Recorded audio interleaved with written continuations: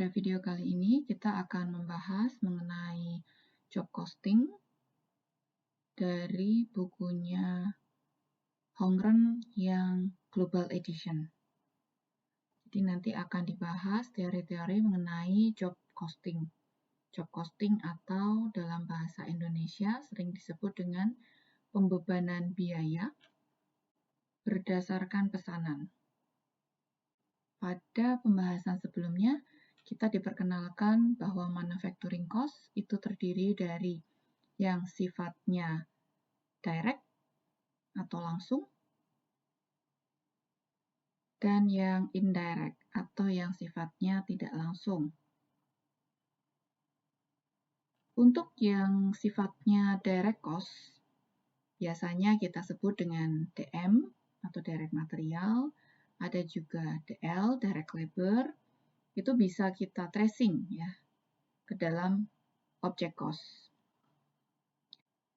Untuk yang indirect cost atau yang tidak langsung, OH seperti contoh dalam manufacturing cost, kita dalam perhitungannya menggunakan alokasi untuk dibebankan ke dalam object cost-nya. Kemudian berikutnya untuk pembebanan biaya costing. Kita ada dua jenis. Yang pertama adalah job costing system, atau ada yang menyebutkan juga job order costing, dan proses costing. Job costing digunakan untuk manufacturing dengan sistem kerja pesanan. Job. Kalau di buku bahasa Indonesia sering ada judul pembebanan biaya berdasarkan pesanan. Nah, seperti itu. Job atau project ya.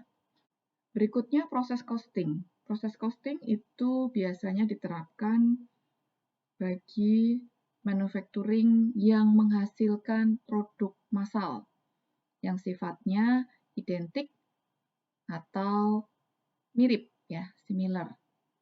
Di dalam proses costing kita membagi antara total cost dengan number of unit yang diproduksi untuk menentukan cost per unitnya atau untuk menentukan harga pokok produk per unitnya. Itu bedanya antara job costing dengan proses costing. Pada video kali ini kita akan fokus memahami konsep mengenai job costing. Ini ada contoh beberapa perusahaan yang menggunakan konsep job costing dan proses costing.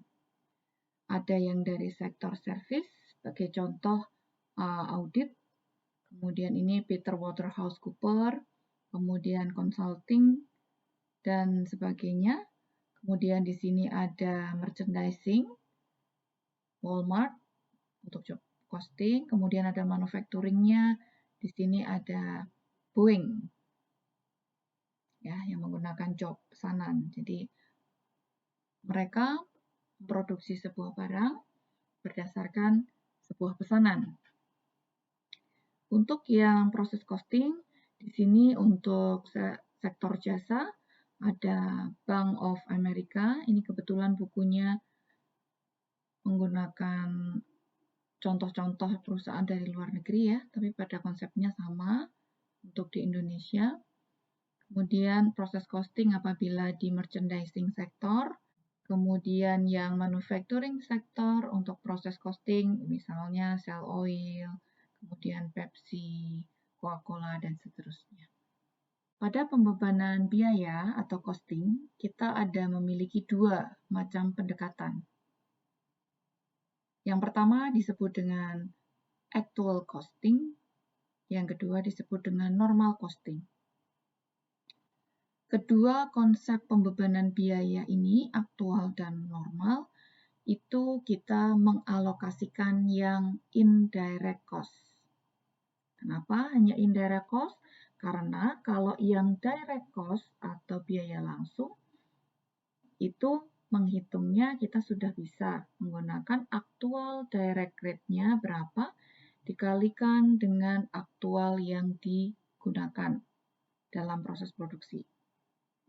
Untuk aktual costing sendiri, itu mengalokasikan indirect cost berdasarkan aktual indirect rate dikalikan dengan aktual kuantitinya berapa yang digunakan. Sedangkan apabila kita menggunakan pendekatan normal costing, maka untuk pengalokasian indirect cost-nya, kita menggunakan budgeted indirect cost rate dikalikan dengan actual quantities. Jadi bedanya adalah di pengalinya. Kalau aktual kita menggunakan actual rate, kalau normal costing kita menggunakan budget rate untuk pengalokasian indirect cost-nya. Di sini bisa teman-teman lihat di tabel perbedaan antara actual costing dan normal costing. Jadi intinya pada saat kita mengalokasikan direct cost, dalam hal ini misalnya direct material, direct labor, maka kalau menggunakan pendekatan actual costing, maka actual rate-nya berapa, kemudian dikalikan dengan actual quantity. Saat normal costing juga sama. Actual rate-nya berapa, dikalikan dengan actual quantity. Nah, apabila kita mau mengalokasikan OH-nya atau indirect cost-nya, maka kalau Anda menggunakan actual costing, itu Anda menggunakan actual rate dikalikan dengan actual quantities. Kalau menggunakan normal costing, budgeted rate dikalikan actual quantity. Perbedaannya hanya di pengalokasian indirect cost-nya. Kalau direct cost-nya, DMDL, dia antara aktual dan normal costing itu rumusnya sama. Job costing menggunakan pendekatan normal. Ya, sekali lagi tadi normal itu adalah yang menggunakan budgeted rate pada indirect cost-nya, ya. Itu perlu diingat. Normal costing. Oke. Yang pertama, kita mengidentifikasi pesanannya. Langkah kedua adalah mengidentifikasi direct cost-nya di dalam pesanan tersebut. Yang ketiga, kita menentukan cost allocation base-nya. Mau menggunakan apa untuk pembebanan indirect cost. Yang keempat, kita mengidentifikasikan indirect cost-nya dengan allocation base-nya. Yang kelima, kita menghitung rate per unit untuk indirect cost-nya. Ini ada rumusnya untuk menghitung rate per unit indirect cost. Itu rumusnya budgeted MOH cost, total ya. Budget berapa dolar, dibagi dengan budgeted total quantity. Diperhatikan nanti allocation base-nya berdasarkan apa di soal. Jadilah budgeted MOH rate atau tarif overhead yang dianggarkan dalam bahasa Indonesia. Kemudian yang keenam, itu kita menghitung indirect cost yang dialokasikan. Yaitu, setelah ketemu hasil yang dari nomor 5 tadi, di atas, kalian bisa mengalihkan dengan aktual activity-nya berapa yang di job costing-nya. Yang terakhir, yaitu menentukan total manufacturing cost-nya.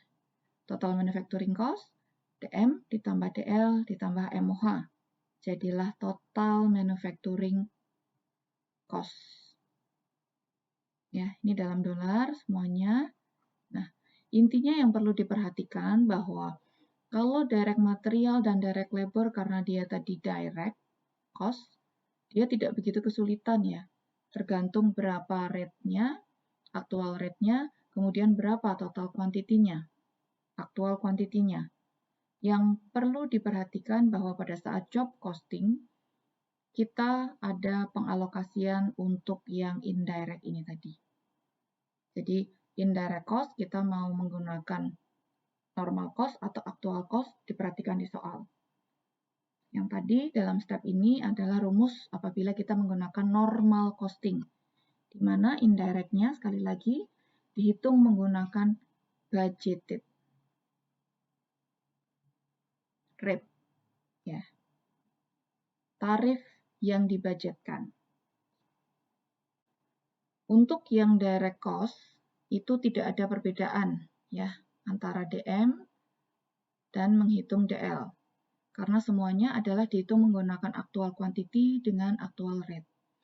Yang menjadi perbedaannya sekali lagi itu adalah pada indirect cost-nya.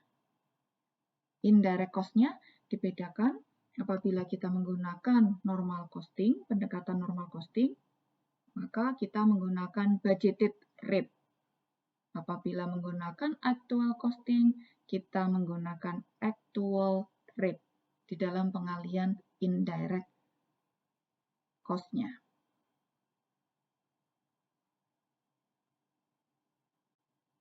Ini adalah flow of cost in job costing. Aliran biaya dalam job costing. Jadi, kalau teman-teman perhatikan di sini, ini terkait dengan direct material, kemudian labor, ya, ini adalah direct cost yang bisa di-trace, ya. Pengebebanannya langsung dibebankan kepada WIP. Kemudian ini yang sifatnya adalah indirect, baik itu indirect material maupun indirect labor, dialokasikan, karena tidak bisa di-trace ya kalau OH. Dialokasikan ke dalam WIP, kemudian WIP berubah menjadi finished good, kemudian ketika penjualan terjadi, maka finished good berubah menjadi COGS. Yang perlu diperhatikan bahwa DM, DL di sini, dan OH di sini, ini ada DM dan DL, ini semuanya adalah kategori inventory, ya, masuk ke dalam cost inventory. Ini masuk dalam pencatatan kita, di jurnal-jurnalkan nanti, kemudian nanti di dalam income statement, dia akan masuk ke dalam COGS di situ. Ada jenis biaya lainnya selain biaya manufacturing, yaitu period cost atau biaya periode yang terdiri dari marketing atau selling expense dan administrasi dan umum. Kedua, biaya period tersebut tidak dimasukkan ke dalam inventory cost, tetapi dilaporkan pada income statement sebagai pengurang gross margin. Kembali mengingatkan, pada saat Anda membuat income statement di sebuah manufacturing, maka akan ada sales dikurangin dengan COGS menjadi yang namanya gross margin. Nah, baru dikurangin dengan period cost atau ada juga yang bilang operating expense.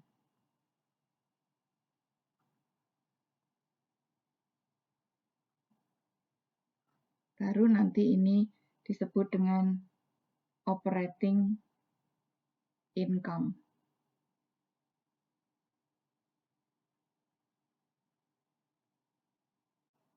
Di dalam penjurnalan job order costing, kita mengenal ada yang namanya akun WIP. Akun WIP di sini terdiri atau di dalamnya merupakan akumulasi dari direct material used, bahan baku yang dipakai, direct labor incurred, factory overhead atau OH, allocated atau applied. Untuk actual indirect cost, maksudnya OH ya, aktual OH, itu diakumulasikan ke dalam Manufacturing Overhead Control Account. Jadi nama akunnya untuk aktual OH,